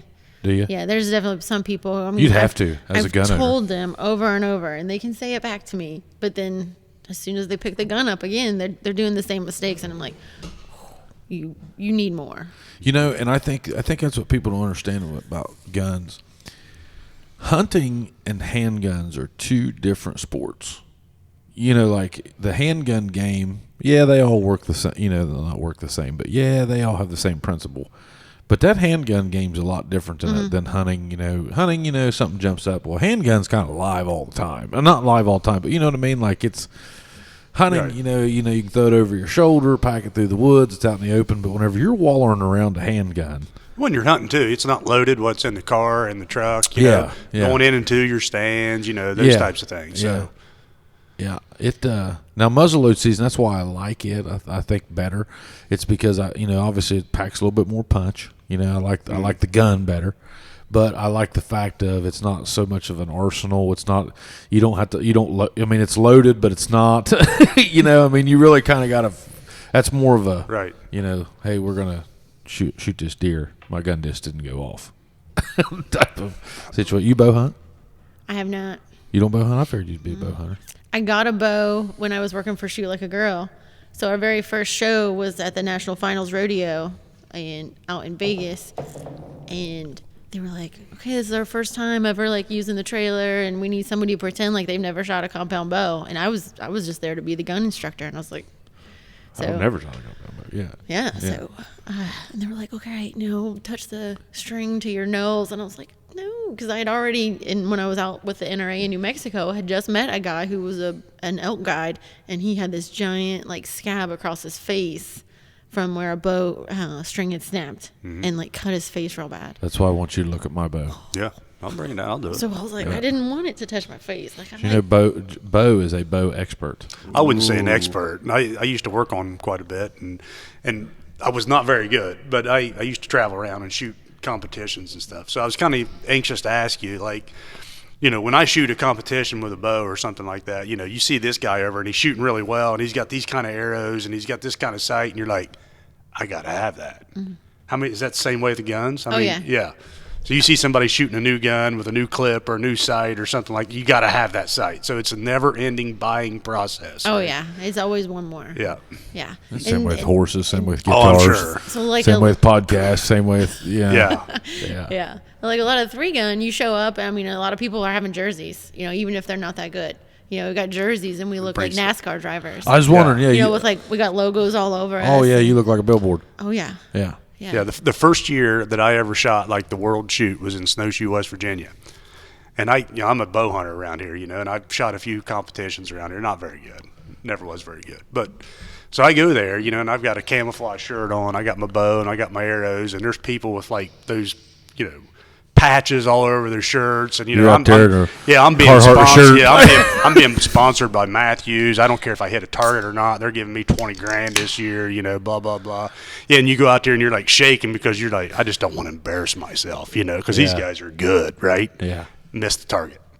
All these patches on and stuff, and I'm like, why am I so nervous, But yeah, I've seen it a lot. So it's not necessarily okay. all three of us, I would say, are pretty knowledgeable in the gun category. Tyler even.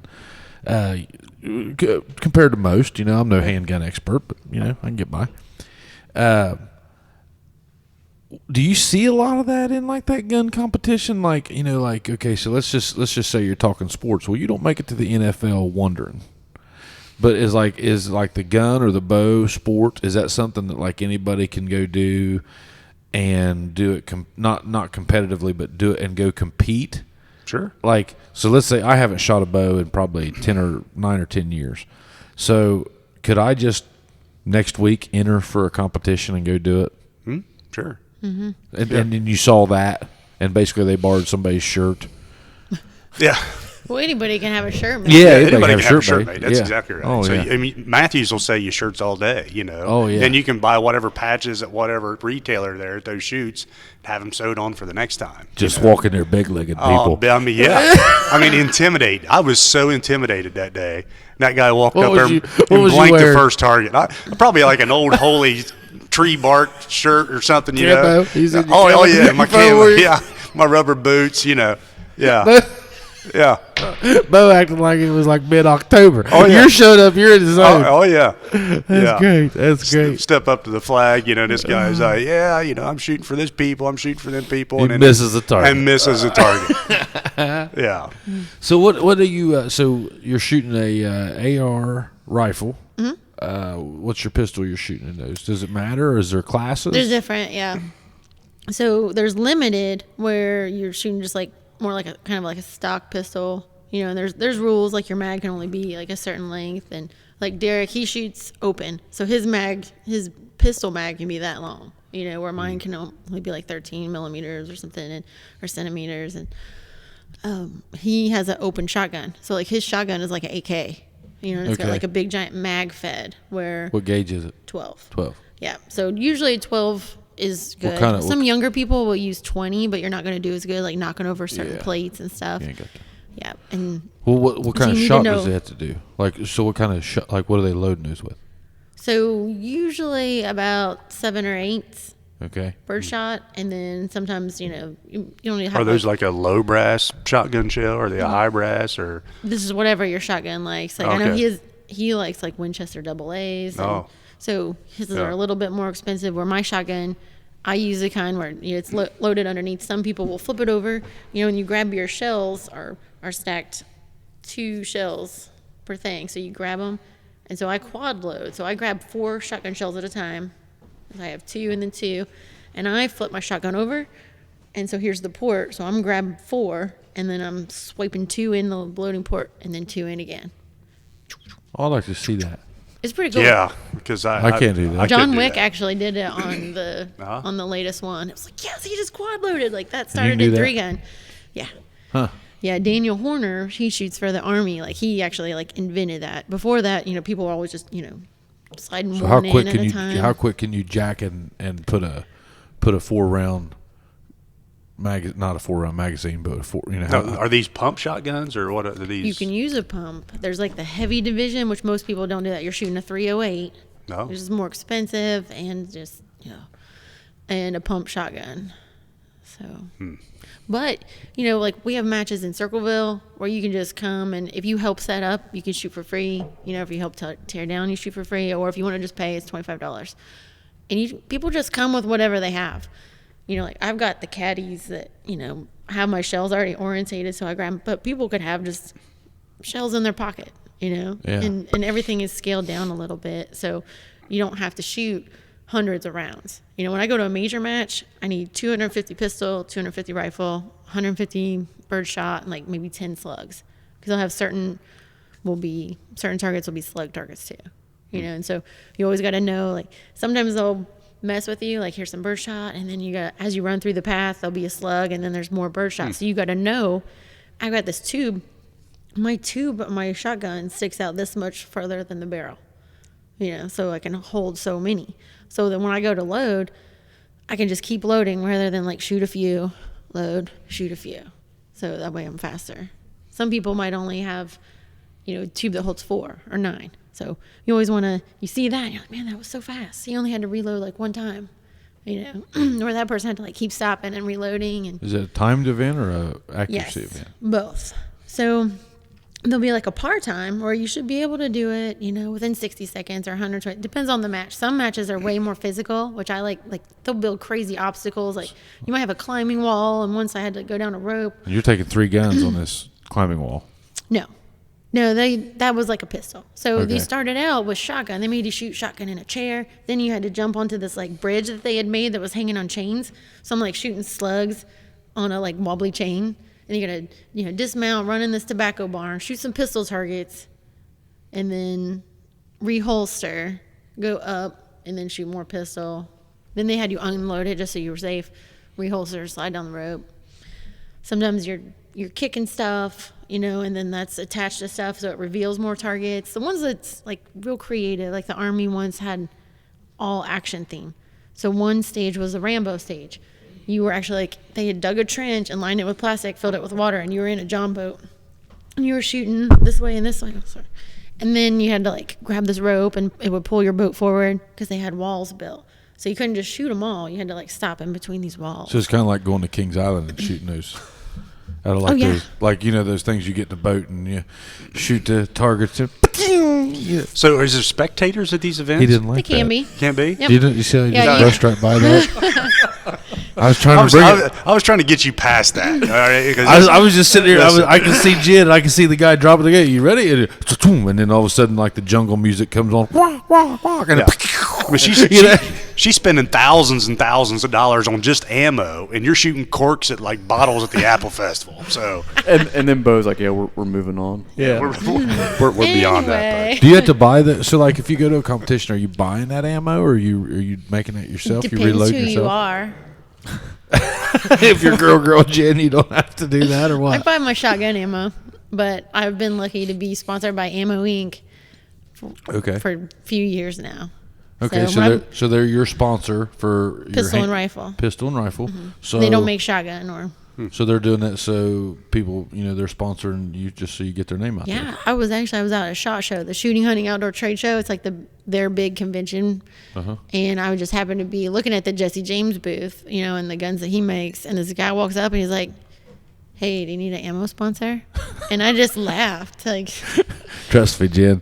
When you're a fat 40-year-old ginger, nobody ever walks up to you and says that. You ever had that happen to you, Never, Pat? never. And I'll soon be 49. Yeah, and not yeah. one time. Yeah. Nobody's Yeah. ever walked up and said, "Hey there, big fella. I- You looking for a sponsor?" Yeah. yeah.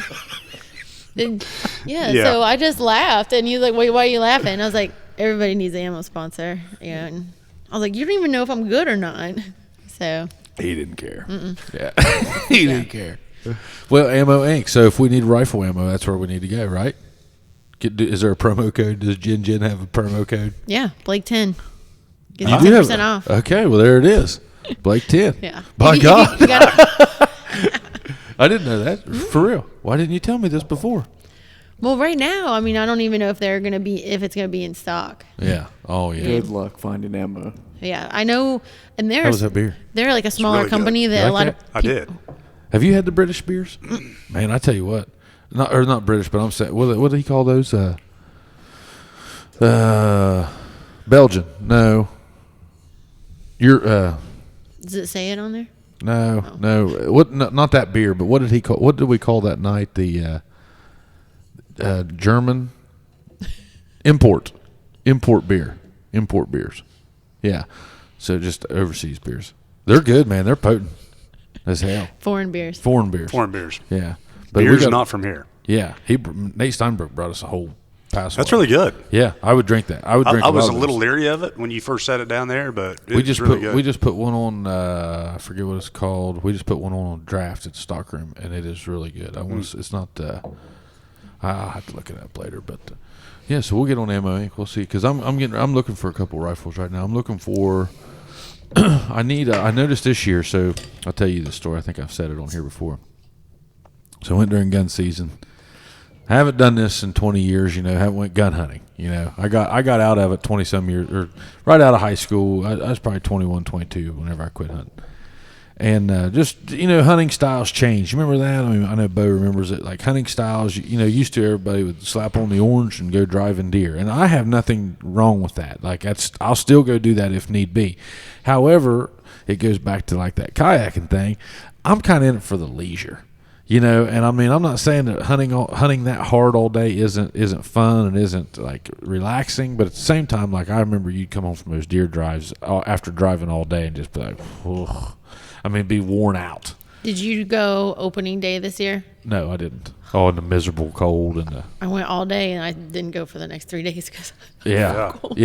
And so I've just kind of switched as I've gotten older. I've switched my hunting style. I like to just still hunt. I like to mill around a little bit, but I forget where I was even going with that. Where was I going with that? The story about getting back into it. Oh, with the guns, with the 20 gauge, or with the so I took my 20 gauge shell out, or 20 gauge shotgun out that I hunted with back in high school, and just didn't have enough power. Just realized it. I mean, it's a great gun. It's Remington 1100. I mean, Old Faithful, it went off every time, no jams. I mean, great gun. Use it for lots of stuff. However, times have evolved, and now you can rifle hunt with it during gun season. You can use 45-70, 44. What else?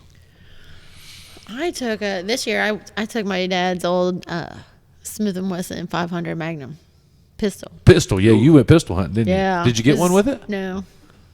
How accurate are you good for it with that? Where's that? Well, it was like 1,400 feet per second. So, I mean, I was going to shoot up to 50 yards. Well, didn't she just say that she was a competition shooter with a pistol? Yeah.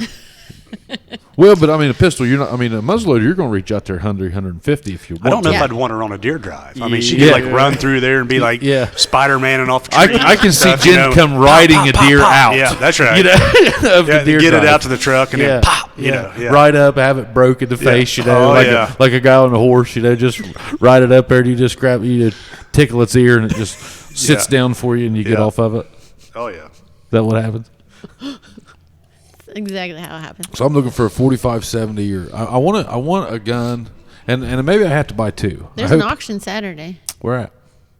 I saved it on my. Send it to me. I have to send it to you. Yep, send it to me. I want a gun. I really want to go on an elk hunt. I'd like to do it in 2021. I've been saving for it, and I'd like to go. You want to go? Did you ever go on one? Well, it just depends. I mean, Colorado. I'm hoping for Utah. Some of them states are hard to get tags. Unless it's Colorado, you can just buy one. Can you? We have a real good. Depends on where you're at, right? Or Probably. there's like different zones, I think. So Well, we have a friend of the program here at the Chubby Bartenders named Monty Green, and it is Chad's wife's uncle. And he lives in Utah, and that's where Melissa's family's all from. Oh, And I'm okay. going to hook up with him, and hopefully I'm going to try to work something out. So, Monty, if you're listening, I'm going to be getting a hold of you. But I just really want to go on one, especially now that I'm getting back into it. Man, I just can't. I've explained it to you on our Jeep rides, but I mean, I can't get over how good I feel being outside again, like being out in the woods. Like I really just can't describe it. I'm mad at myself for letting it go for 20 years. I know I'm sounding like that guy that's like trying to say something I'm not, but man, I let it go for 20 years and my life went a different direction, and now I'm back, and man, what a good feeling it was. It's like coming home. Like I just can't even describe it. It's not that I'm Jeremiah Johnson, but I mean I've really just enjoyed getting back to some of those things that I enjoyed as a kid. It was like being a kid again. How'd you feel? You went out and killed your deer this year. I mean it's always fun. I mean, once I finally get to the point where I want to go, I just so many years I spent having to go. I felt like I had to go. Me and you both, man. Me and you, I had to go. Yeah, I mean, and I'd hunted in like 90-degree weather in the 1st of September, and and then time the real good hunting started. Yeah, you burned out. Yeah, so when I get ready, I go about every year, but it's usually late in the year. And you're glad you did. Yeah. We were at the bar New Year's Eve. Yeah. And me and him and two other guys, shout out Travis Hughes and Chucky McGee, and I sent you guys a text that night, but it was the first time I couldn't tell you, and it's just crazy how this works, but like we were all four, and at one time 25 years ago, we had all hunted together, and you've hunted with them since. I hadn't, but me and all these guys had hunted together whenever I was in high school. We literally just sat around for about an hour telling deer stories and having a drink. I can't tell you how refreshing that was. Nobody was bitching. Nobody was fired up about politics. Nobody was, there was nothing other than we were just telling old hunting stories. And I was like, oh, my God, this might be the best thing that's happened to me in 2021. I'm going to go out there. It took it till the last day of the year, but it finally something good happened, But it just, I don't know what about it, but I enjoyed it. So I want to get back into it, but I want to buy a gun that I can deer hunt. I hate to, I'm not a gun guy. I am a gun guy, but I'm not a guy that loves to collect guns. I like to have guns for purposes. And I don't want to buy, I don't see the point in having 2 rifles, but I'd like to buy one. You're like, there's all kinds of reasons for 2 rifles. Yeah. You're holding it back right now, Jed. Like, you're holding it back. Just 2 rifles? Yeah. What kind of guy am I talking to? But I want something I can stand on my back deck and kill a coyote if he's out there with my horses. But I also want something I can go kill a deer with, and I want something I can go elk hunt with. What would you recommend on that? I think 4570 is like the most popular that people are trying to get. It's a John Wayne gun, man. Yeah. I'm a Western guy. I'm a horse guy. Man, can't you see me with one of them Henry Golden boys? Oh, God. But what are they? 2,000, 3,000? I don't think so. I don't think so. I don't think Henry. I mean, if you get a golden boy, yes, it's automatically. And then they have like the lieutenant version. They have like the 9/11 version. They have all these commemorative. They do. And now Henry kind of lost some credibility. I don't want to say credibility because they are still great guns. But didn't Henry lose some maybe respect in the gun world whenever they went to Walmart? Oh, sure. You can buy Henry now at Walmart. Yeah, I've seen them in there. And I know guys that quit buying them whenever that happened. Really? Mm-hmm. And why is that? I mean, probably just the same people that say they'll never shop at Walmart. Yeah. Same people who hate dicks and. I was looking at their guns the other day, and I'm not saying this against the the mom and pop gun stores because I still go do more business with them.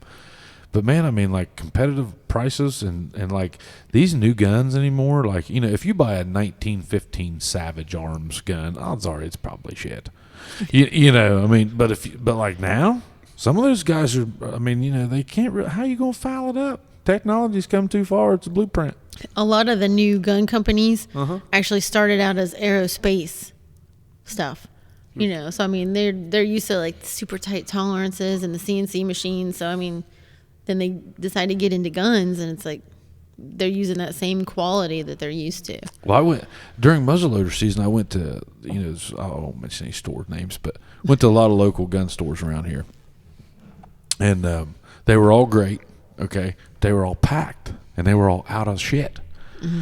And I was so I got to thinking, I was like, man, I wonder if there's another market for a gun, So then I called a buddy of mine. I was like, hey, do you think we ought to start, put some money in some guns and maybe open up a gun store? and he was like, yeah, and he wanted to do it high-end guns. He was thinking the Legends and the Brownings and high-end guns. To me, though, I think the market would be in average man, the average guy wants a gun.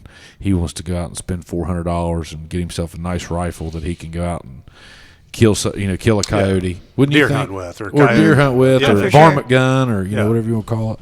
Yeah, Taurus, Ruger, Smith. I love my Taurus. I have a Taurus. I love it. Yeah. What's your favorite pistol? Yeah. Well, my competition pistol is Atlas Gunworks, but it's $5,000. You got $5,000 gun? No. I mean, probably all my guns don't have 5,000. Oh, yeah, I know mine don't. Yeah. So is that? Wait, what's an Atlas? I didn't pay for it. Oh. It cost you the Instagram post. Yeah. She gets free ammo to it. Was this another guy that walked up and said, "So, little lady, are you looking for a gun sponsor?" No. Trust me, Jen. That never happens to Fat Redhead 740. Wait, you mean that's not normal? So what is an Atlas? What is? So it's Atlas Gunworks, and they're made out of Vermont, and they're just completely custom. They're sitting there shaving everything, and just, I'll let you shoot it. You will feel a difference. If you feel it, you're like, oh my gosh. Not that you're like, yeah, I'm going to buy a $5,000 pistol now. Yeah. But you can tell a big difference. What's the difference? The trigger pull, the feel of the gun? Yeah, even the length of pull is made exactly to what my hand needs. Where I need to have the trigger to be. It's completely metal. So it's not polymer, so it has a lot less kick. It's heavy. Now, like the trigger pull, is that something that like you can control too, or does the manufacturer have to set that for you, or is it something you can Most adjust? triggers are adjustable. Okay. Do you know how to do that? You know how to do that? Mm-hmm. Yeah. Yeah, but you guys need that. Okay, I didn't know that. Like, well, I've got a 380 bodyguard that, man, you got to stand on. Yeah. So then when the tiny pocket guns first started coming out, like that was a new thing because we've never really had legal concealed carry, so widespread. So then these companies started making all these tiny guns, and all of their triggers were like ridiculously long. And so the longer trigger travel you have, rather like my competition guns, if my finger's on it, it's not like a hair, like if I touch it, it's going to go off. But as soon as I decide to pull it rearward, it will go, and it's like 2 to 3 pounds. And it's like, oh, hey, there's a bullseye, boop. And rather than, oh, hey, I'm on the bullseye, I'm going to start squeezing my trigger now, squeezing. It's about to go off. Like when you got your guns like that? It's really tough to go off. Yeah. Oh, yeah. Yeah. Have you ever shot a bodyguard? Are they all like that? Yeah. They are? Man, they're brutal like that. Yeah, I got my little Smith & Wesson, it's a bodyguard, I think. It's a 38, it's a 5-shot, little snub-nosed. And a 380? No, it's a 38. So and I mean, the revolver is a 38, but the semi-auto is a 380. Yeah. No. Yeah, you got the laser sight on yours? No. My bodyguard's Mine's literally, that gun is about that long, probably. And it's got like the concealed hammer in it. I mean, you can actually still get to the hammer, but it doesn't stick out. If that makes sense to you. Well, my bodyguard's same. Yeah, mine maybe have a little front sight on it, but you know, for what it's used for, it's from me to you. Yeah. So Yeah.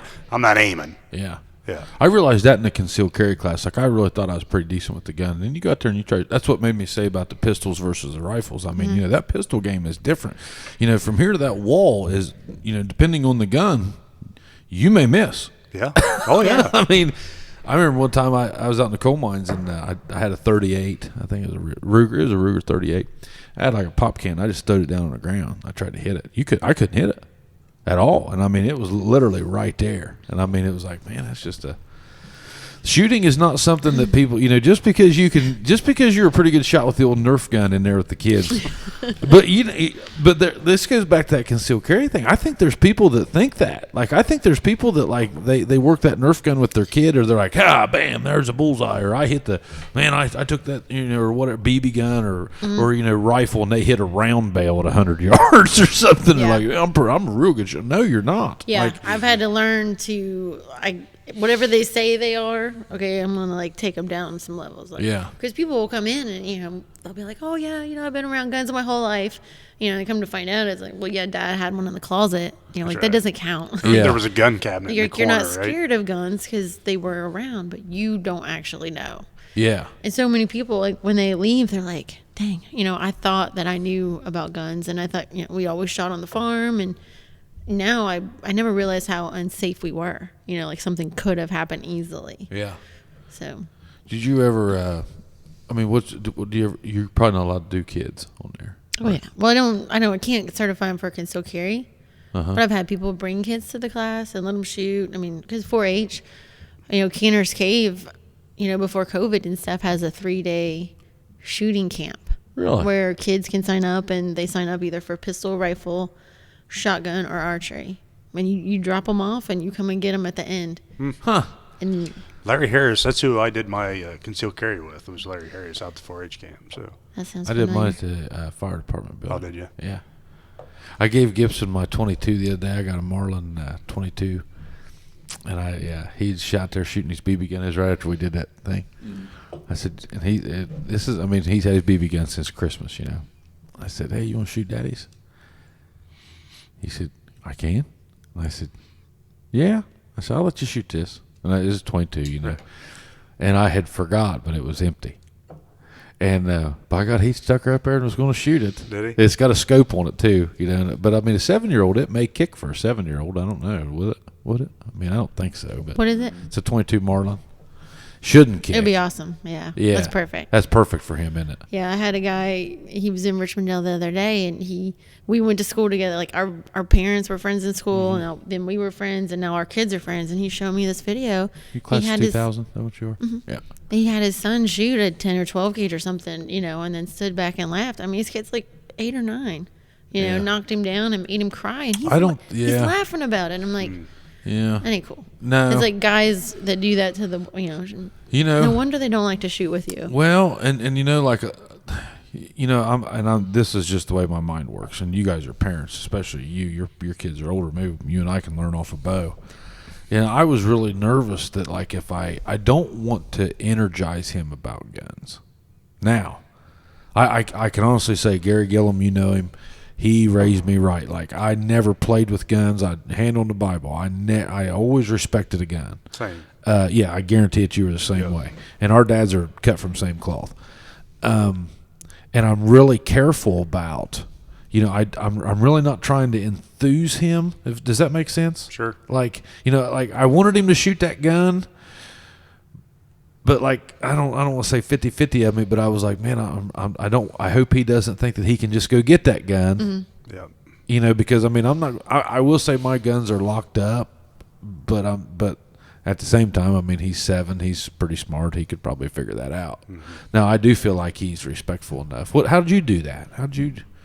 Mine was always locked up, in a gun cabinet of some sorts. But and you're saying they didn't know where the key was? Oh no, they probably did. I always knew where the key was. Oh yeah, everybody knows where the keys are, right? Yeah. They're on top of the gun safe, right?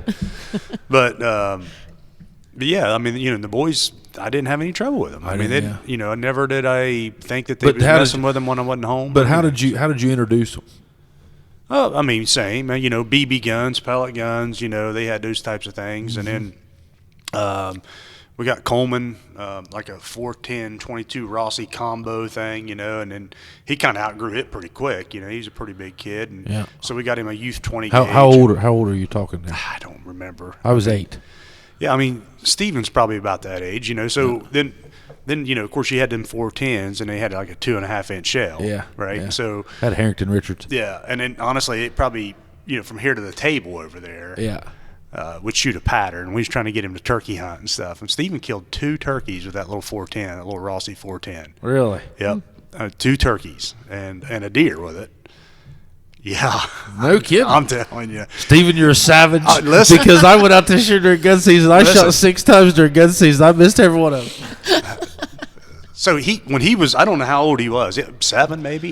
I had him in a little compound bow. You out in the holler at that time? Yeah. Oh yeah. And so it was a little Browning bow, and for his draw length, the most you got to have 40 pounds to be legal. And the most I could get out of it was 38 because the draw length was so short. Literally, his arrows was that long. So I was going to go deer hunting one morning, and I was going to take him, and my buddy JB, he was like, I'll take him because I've already killed a deer. You go hunt. I said, look, I had him out the bow club. Oh, I hope that's around for my boy. He can't even pull it back. You might even have to help him pull it back. He's struggling with it. And then that whole wall, the indoor range, the bow club, I said, he's doing good to hit the wall, let alone. So here comes this 9-point in, or 7-point, whatever it was, comes in, and JB's like, all right, when he gets in that hole, Steven's already drawed back, and shot the deer. 7 years old. Killed a deer with a compound bow.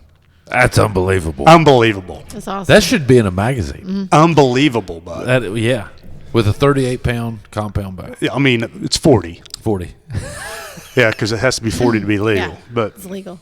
We killed it. He killed it.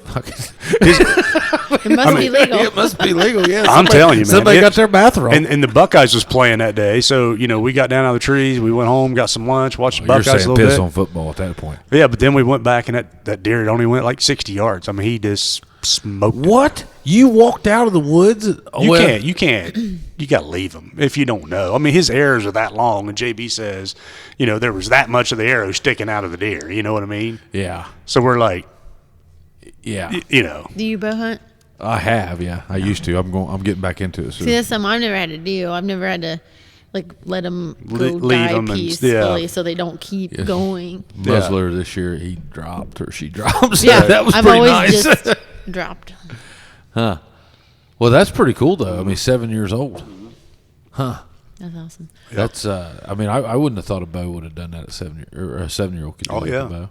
Yep. And I tell you, that's cool though that like JB was able to take him. Like I hope that Gibson has. Like I hope I have somebody that I can say, yeah, Gibson, go with him. That's right. And because that's a whole different. it's almost like then that kid has to like show off not show off, but like you got to use what you know. So like you're going to see if what you've been doing, and like they're trying to pay attention. Like because I can remember Dad doing that with me and Ramey, and used to. I think that's why the whole reason he got that bow drilled back, because the night before I had him out the bow club, trying to get him. And I was like it was almost there, and then I just have to help him like get the wheels to roll over a little bit. Yeah. But I don't know if it's his adrenaline or because he was with JB. And he pulled it all back himself. And JB said he's like, hey, when he gets in that hole, you go ahead and draw. So JB's watching the deer, and he looks over, and Steven's already drawed on it. And he goes, when he gets in that hole, he said, shoot him. Were they in a buddy stand at the time? Yeah. The big wooden stand they had up on the farm. Up there at Chance. Yeah. Huh. Yeah. So JB told me when I had them boys, he said, you do whatever you want with Coleman, but when Steven gets old enough to hunt, he's mine. I was like, no. No. Are your boys hunting? Isaac did this summer. The oldest one? This year, yeah. He is 11. He's 11, yeah. Yeah, and he did the 4-H camp last summer. Okay. He did it with pistol. And so I trained him for about a week ahead because I didn't know, like, how qualified the 4-H instructors were. Because I didn't know. I'm like, I don't want you to go just spend 3 full days at Canner's Cave in Jackson. Canner's Cave, okay. Yeah, and so he's not actually in 4-H, but you could just sign up and go. Wesley wasn't old enough yet. You have to be 9. And so I didn't know what kind of firearm instructors really they were. So I made sure that he was going to be. Why didn't you volunteer? You have to go through like a whole bunch of stuff and like their training and their certifications. And so at that time when I found out about it, he was already signing up late, so I didn't have time. And I was like, I want to get him in. So I was making sure, that he was gripping it right rather than doing like 3 days of doing it wrong and then coming home. And did they try to correct him on you? No. They didn't? No. So they might have been doing it right. But so I'm training him, and then he goes, and I've had him shooting like 22s and maybe a 9 a couple times, but they had him shooting 45s and stuff like that. And just in my mind, he's my little baby. Yeah. I would not have put a 45 in his hand, just because it's like your kid, and you think like, oh, he's not old enough for that. You wouldn't do it with your kid, but you do it with somebody else's. Yeah. Gibson goes out there to paddle sometimes. Jen throws him a life jacket and a paddle and a kayak. He says, we'll drop you off, Gibson. We'll see you in a little bit. It's an interesting thing, Everybody's got their thoughts on it, I'm sure. I don't ever go with this, but what's going on in the country now. I mean, it's one of those things where I'm really glad I know how to use one. Mm-hmm. I don't see getting any easier. No. I don't see getting ammo. Why is the ammo shortage right now? It's because everybody's hoarding it. People are sitting outside in parking lots waiting for stores to open just to buy it. People are buying guns that don't even know anything about guns.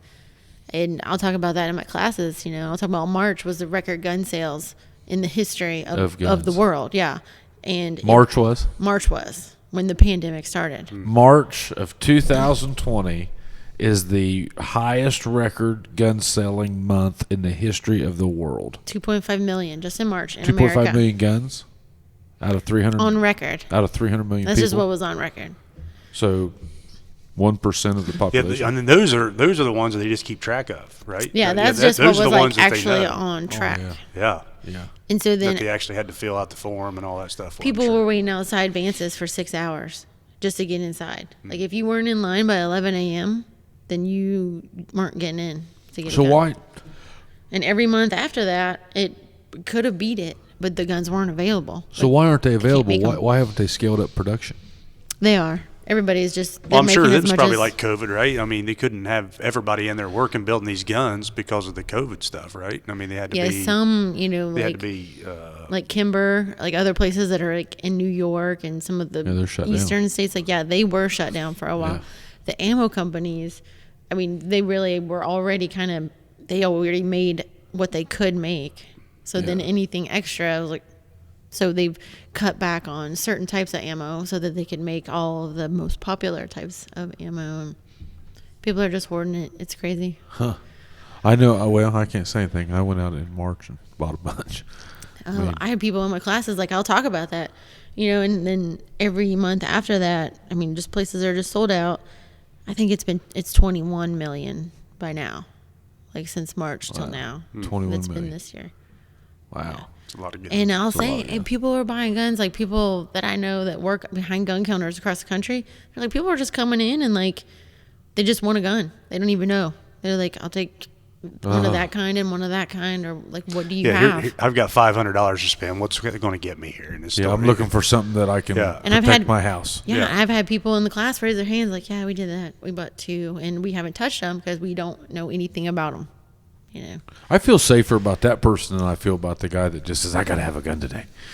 You know, I feel, I mean, I don't know. Well, I seen in the paper there Monday in the Dispatch where Governor DeWine signed Stand your ground law. State Your Ground Law. Yep. What is that? So I guess before this, which I didn't even know about the other part, but like I know that this stand your ground was in your house, right? Like you didn't have to retreat. Used to. so in your house is the castle doctrine? Yeah. So at first, I mean, up until just a few years ago or whatever, even in your house, your first choice was to retreat. Yeah. And you couldn't even stand your ground. Ted So Strickland fixed that. Yeah. So explain it to me. So now, used to, like if somebody broke in your house and stuff like that, you had to try to get out of your house. Before you killed him. Yeah. Like if somebody's kicking in your front door. You did not have a right to defend yourself or your property. Yeah, if somebody's Your kicking in first your choice front was door, to get out. That's right. They'll be made like, that law? why didn't That's you the way just it's go always out the been. back door? So I don't know if you ever heard the saying, like if you ever shoot somebody in your house back in so many years ago or whatever, you better drag them inside, because you couldn't stand your ground. Like she was saying, somebody kicking your door down. So I guess, and even when I read this the other day, that part of your stand your ground thing now was your car as well. And I didn't know that. So like if you felt like you was going to get bodily harmed or they was going to harm your property or your family or somebody that was in your vehicle with you, you could stand your ground in that car. That was part of the castle doctrine. Yeah. So, but now, not to interrupt you, but now the way I understand it is it's anywhere. You stand your ground. You don't. So like if you're walking into Walmart and somebody tries to rob you or shoot you or beat you with a club or something like that, your first rule is not to retreat. Now you can defend yourself. Yep. So does that mean if you start whipping ass, somebody can shoot you? That's right. If they got a gun and you're doing bodily harm. Even like in a casual fisticuffs at a ball game. That's It's just right. a fine line. It's gray. That's like right. the law book can't tell you, like when, say my brother who works out and like goes to MMA gyms and, would have fun fighting somebody, or me, like I don't know how to fight and I need my gun. So I'm going to feel threatened before he does. So they can't tell you like when to pull, when not to pull. But if he's fighting you, But Yeah. in the, and If he you has feel the- threatened, Yeah, if he has the ability to do serious bodily harm or death to me, you don't know. Is he going to beat me to death? Is he going to no, beat that's me not within saying inches of that's my not life? saying I go start a fight with you and then you start throwing back and then get me on the ground and start whooping me and then You I pull. cannot- you It's not can't- like I can pull my gun out. You at that can't point. be the instigator. That's right.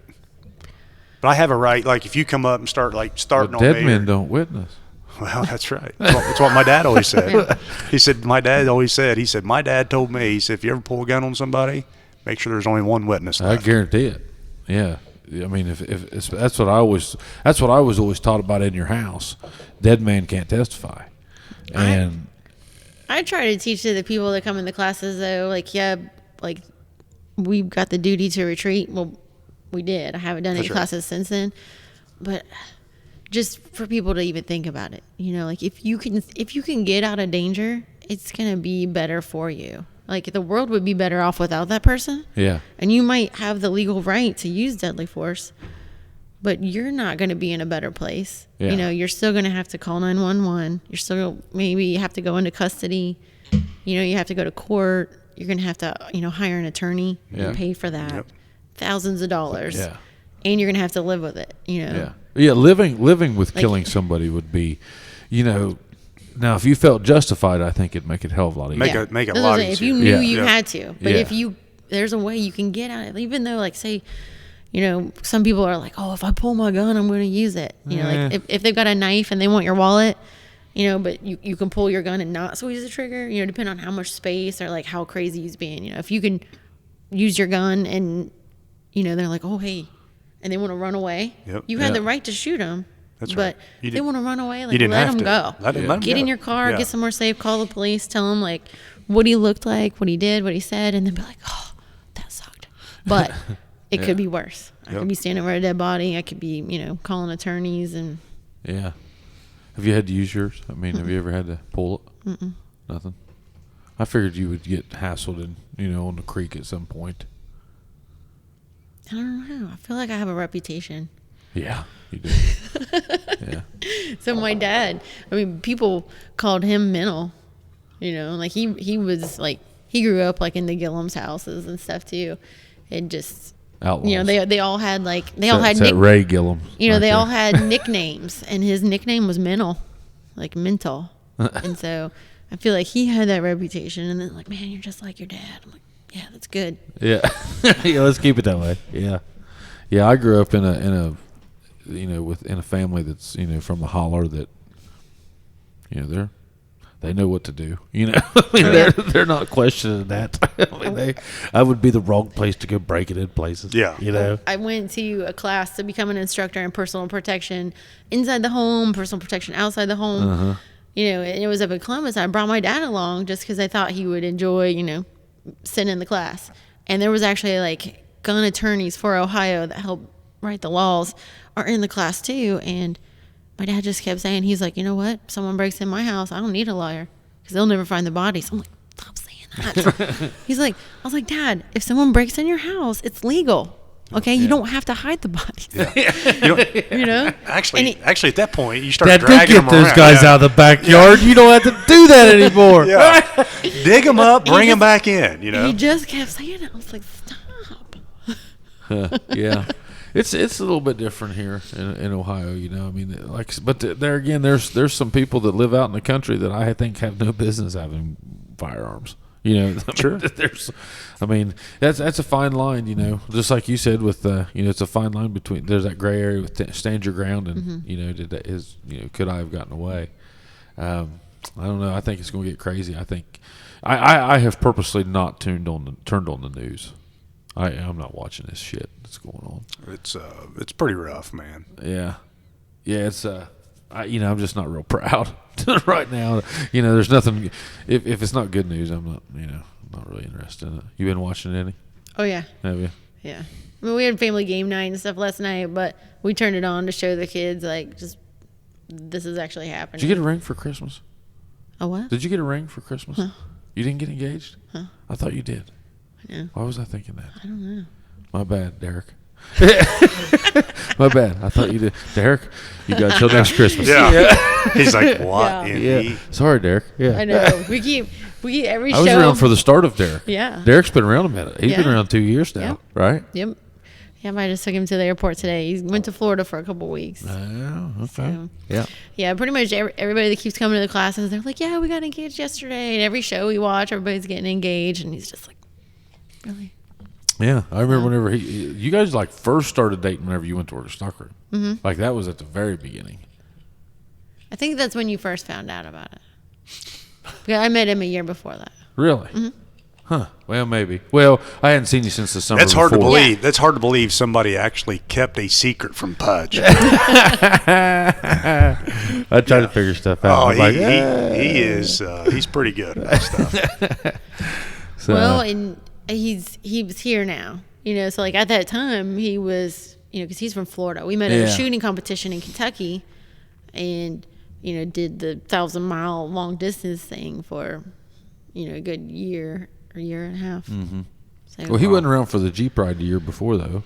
For that, he wasn't around for that. No. And I hadn't seen you until you went to work at the bar. Until then, that's why I didn't. Yep. So yeah, I hadn't seen you since the Jeep ride. So, hey, shout out Derek. But anything else we need to talk about? Bo, you've been a good Chad. Yeah. Yeah, I you've was- been a I good was- Chad. Yeah, not bad.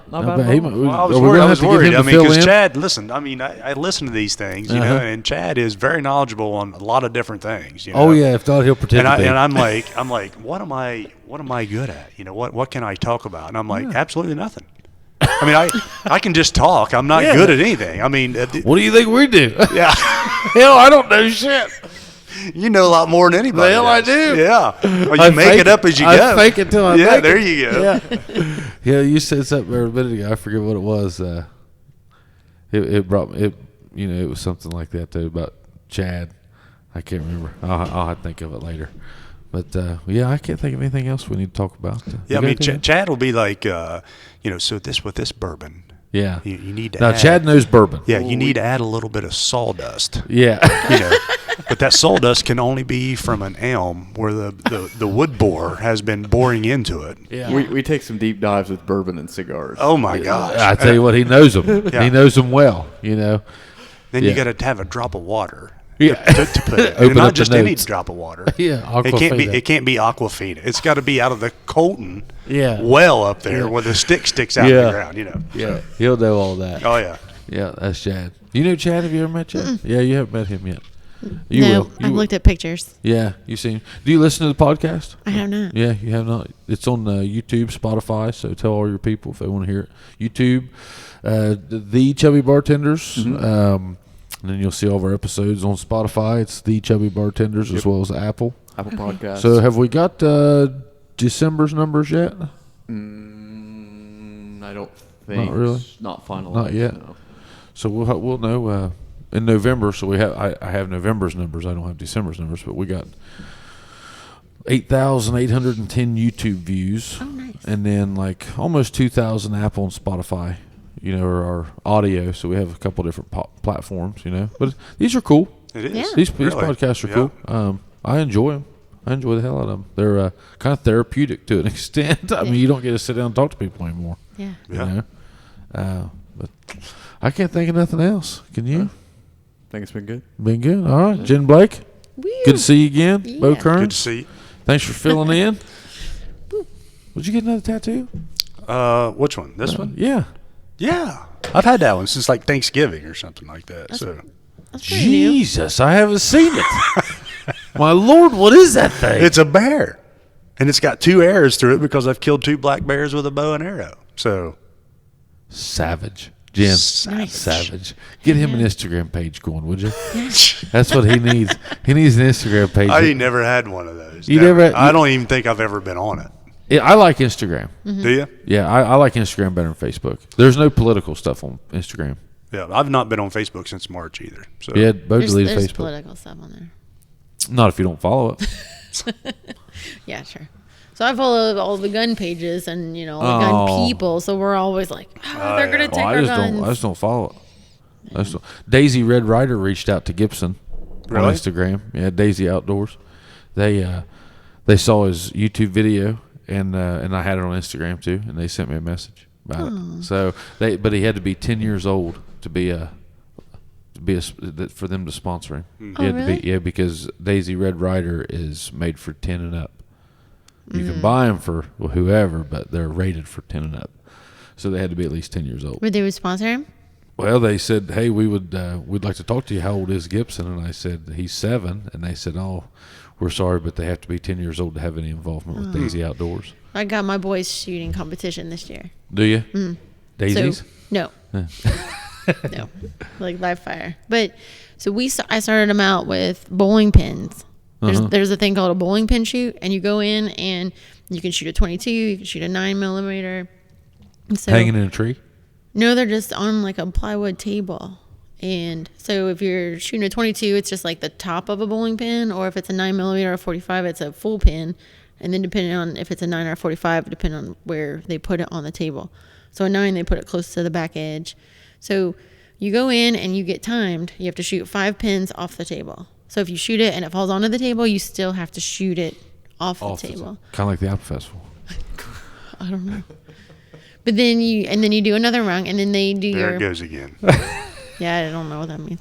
So then you average it, and then depending on what your score is, shooting the 5 off, they put you in a bracket. So then once the bracket starts, it's just head to head. So you've got 5 bowling pins on the table, and the guy next to you has 5 bowling pins. It's just whoever, time doesn't matter.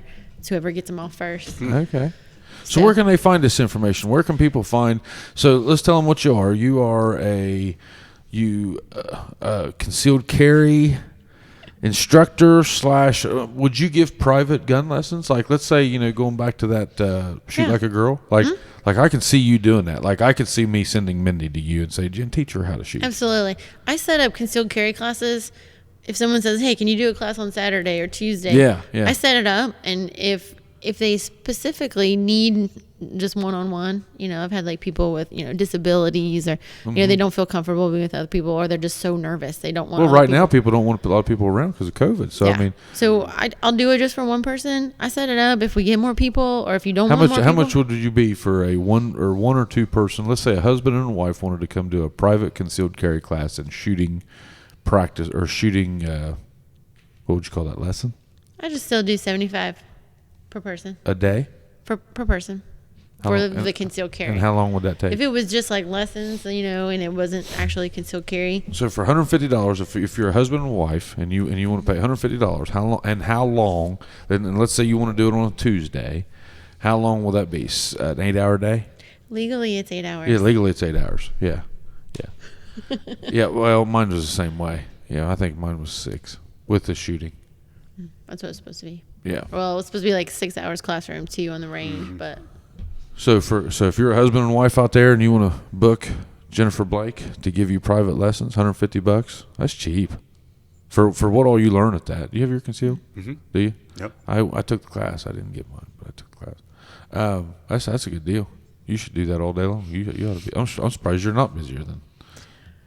this year I've probably been busier than I've ever been. Yeah. I mean, I was shutting down kayaks and then going and teaching like evening classes. Oh yeah. Just You're because. grinding all year. Yeah. Yeah. So, and then if they want to find you on the Salt Creek Kayak Adventures, obviously that's on Facebook, Instagram. What would you like to be your method of communication for that? I like Facebook. You like Facebook's? So if people send you a message, or do you want them sending you messages, or do you want them posting? Like, how do you want that to happen? Like, if they wanted to book a kayak trip, If they want to book them, Facebook actually has like a book now. appointment, book now thing, which Okay. that's how I was able to do it this year. I was going to ask you that Yeah. because, like, Well, my we barber, started he started doing doing that. You had to like book it on Facebook, to get an appointment for him to cut your hair. Yeah, and so when you go to book now, and then people would put, I would ask if they didn't put how many boats they needed. I would say how many boats do you need and what time, and I have to approve it. So that's how I could keep track of. Okay, now I'm at my limit of boats. Oh, that's cool. Okay. So look you up on Facebook at Salt Creek Kayak Adventures. Salt Creek Kayak Adventures at Facebook.com. And what about the shooting? Instagram is Gun Girl Jen, and in Facebook I have a shooting page just called Jen. Gun_girl_Jen, isn't it? Yep. Yeah. And then, so what's the Salt Creek one on Instagram? This is Salt Creek Kayak Adventures. Salt Creek Kayak Adventures. Yeah. Okay. What else? What else do you have that we need to promote?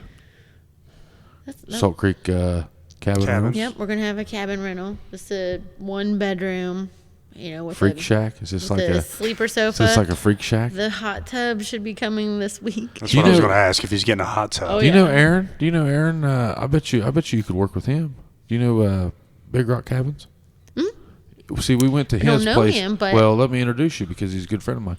He has the cabins. We went to those before we went to your place on the Jeep ride. So he was the He first sends stop. people to me. Does he? Yeah. You and him would work great together. He's a good dude. He's a good dude. Yeah, I've taken you is, out there. yeah. Yeah. You ever been out there?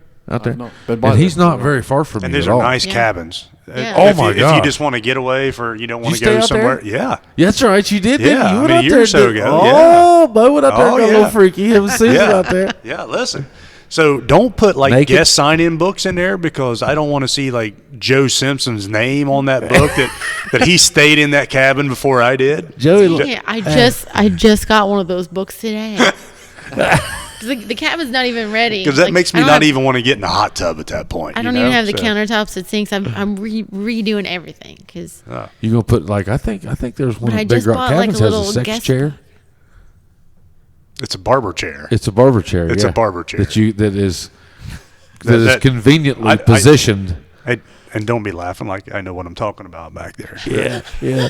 Bo come back here with a fresh haircut and shave.